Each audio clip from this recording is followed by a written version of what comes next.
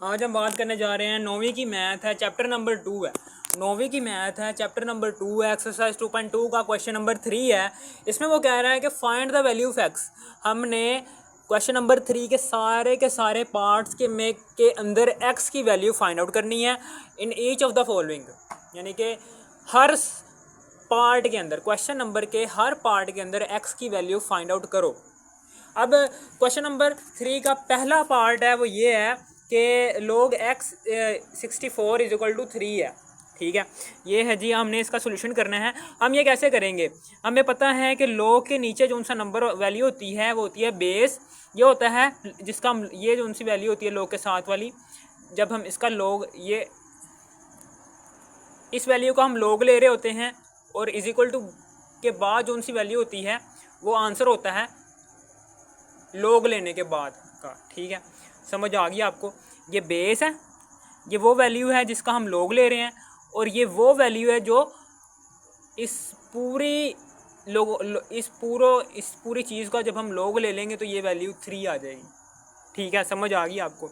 ये है कुछ सिस्टम। अब हम क्या करेंगे? सबसे पहले हम लोगार्थमिक फॉर्म को एक्सपोनेंशियल फॉर्म के अंदर, यानी कि पावर की फॉर्म के अंदर लेकर आएंगे। तो हम कैसे लेकर आएंगे? सबसे पहले तो log के नीचे जो सी वैल्यू होती है वो होती है बेस। बेस को हम हमेशा बड़ा लिखते हैं, और log का, और ये जो सा लोगार्थम का आंसर है ये वाला, ठीक है, ये हमेशा होती है पावर। ठीक है, ये पावर होती है, ये लो जी। और जो उनसे जिस लोगार्थमिक फॉर्म के अंदर जिस वैल्यू का हम log ले रहे होते हैं ना, वो होती है, वो क्या होता है, वो एक्सपोनेंशियल फॉर्म के अंदर बराबर के दूसरी तरफ आएगी, और ये एक्सपोनेंशियल फॉर्म का आंसर है। ठीक है, समझ आ गई? यानी कि मेरे कहने का मतलब क्या है कि log के नीचे वाली जो सी वैल्यू होती है वो होती है बेस। बेस को हम हमेशा बड़ा लिखते हैं, और लोगार्थम का जो सा आंसर होता है वो होती है पावर। किसमें? एक्सपोनेंशियल फॉर्म के अंदर बेस की पावर आ जाएगी। ठीक है, और जो सा जिस वैल्यू का हम log ले रहे होते हैं ना, वो एक्सपोनेंशियल फॉर्म के अंदर बराबर के दूसरी तरफ एक्सपोनेंशियल फॉर्म का आंसर बन जाएगा। बस ये छोटी सी बातें थी। अब हम 64 के यहाँ पर सबसे पहले तो वो लेंगे, एलसीएम लेंगे, इसके फैक्टर्स बनाएंगे। तो कैसे? 2 का 2 तिया 6, 2 दूनी 4, 2 एकम 2, 1 उधर हासिल, 6 2 छिके 12, 2 अठे 16, फिर उसके बाद 2 चौके 8, फिर उसके बाद 2 दूनी 4, फिर उसके बाद 2 एकम 2। कितने 2 आ रहे हैं?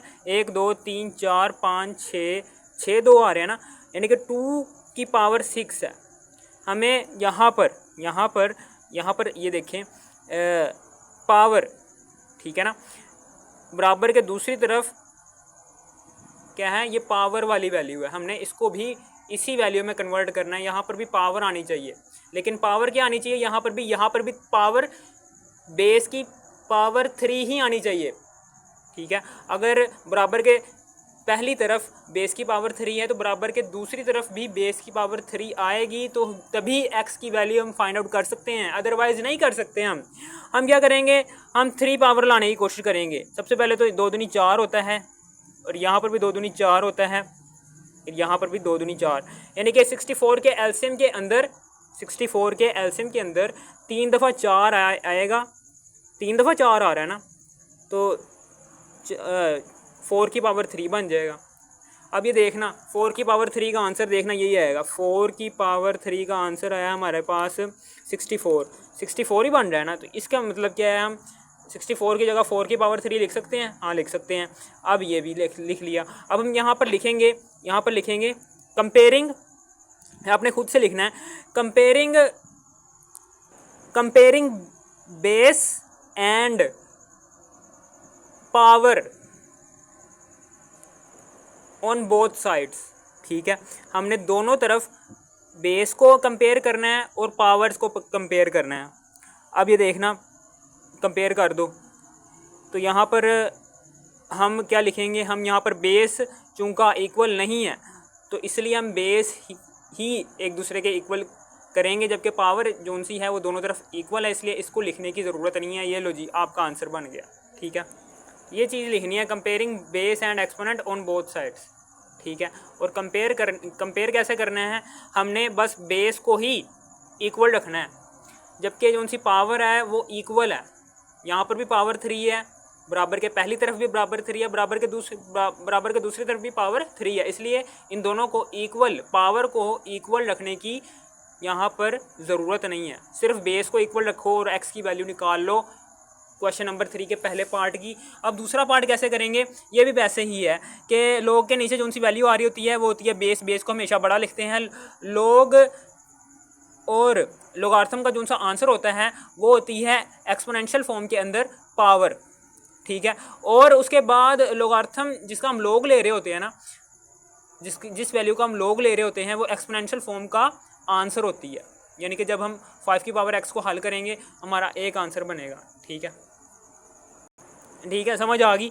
ये लो, अब हम इसको हल करने जा रहे हैं। कैसे हल करेंगे, सबसे पहले तो हम यहाँ पर इसकी पावर, इसको भी पावर की फॉर्म में लिखेंगे क्योंकि यहाँ पर भी पावर फॉर्म है, तो इसको पावर की फॉर्म में कैसे लिखेंगे, आपको हमेशा आपको पता होगा कि जिस भी नंबर की पावर में अगर 0 आ जाए तो वो पूरा नंबर एक के इक्वल हो जाता है, ठीक है। अब यहाँ पर हमने नंबर 5 ही क्यों लिया है, क्योंकि बराबर के दूसरी तरफ भी 5 बेस है, इसलिए हमने यहाँ पर बेस 5 यूज़ किया है, ठीक है। समझ आ गई, नहीं तो हम यहाँ पर 1 2 3 भी यूज़ कर सकते थे, 100 भी यूज़ कर सकते थे, लेकिन यहाँ पर ज़रूरत के मुताबिक हमने चलना है, ठीक है। बराबर के पहली तरफ चूँकि 5 बेस है इसलिए बराबर के दूसरी तरफ भी हम 5 बेस ही लेंगे, ठीक है।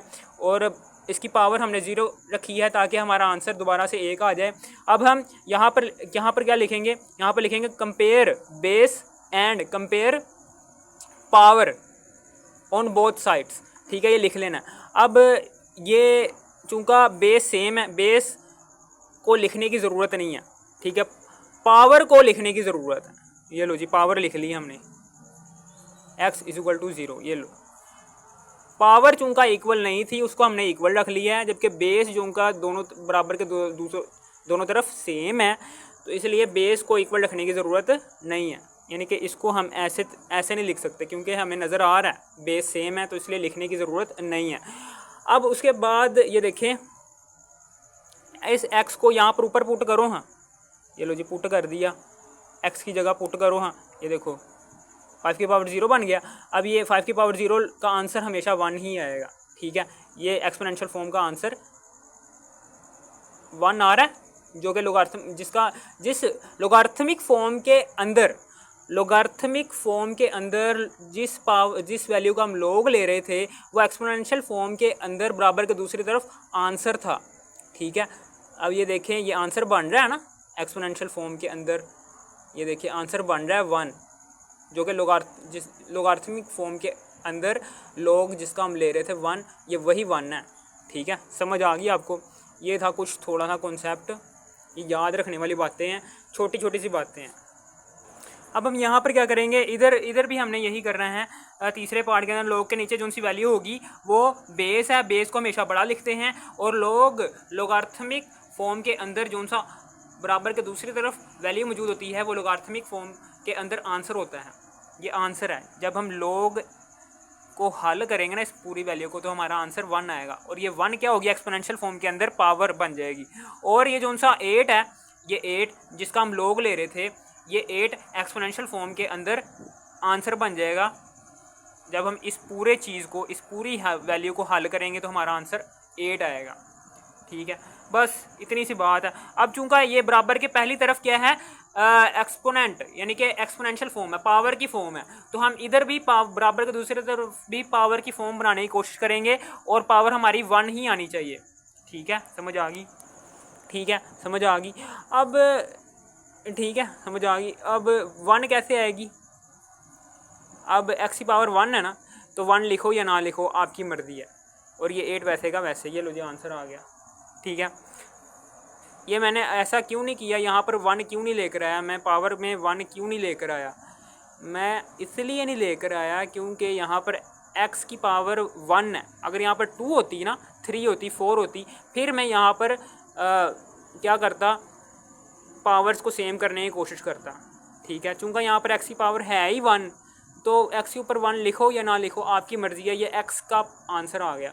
अब उसके बाद आगे ये है जी log 10 है, x है, ये जो उनसे log के नीचे वैल्यू होती है ये होती है बेस, बेस को हमेशा बड़ा लिखते हैं। लोगार्थमिक फॉर्म के बराबर के दूसरी तरफ जो चीज़ होती है वो पावर होती है, ये पावर में आ जाएगी एक्सपोनेंशियल फॉर्म के अंदर। और जिस लोगार्थमिक फॉर्म के अंदर इस वैल्यू का x का हम log ले रहे हैं, ये एक्सपोनेंशियल फॉर्म के अंदर बराबर के दूसरी तरफ जाकर आंसर बन जाएगा। जब हम इस पूरी चीज़ को हल करेंगे तो ये हमारा आंसर x आएगा।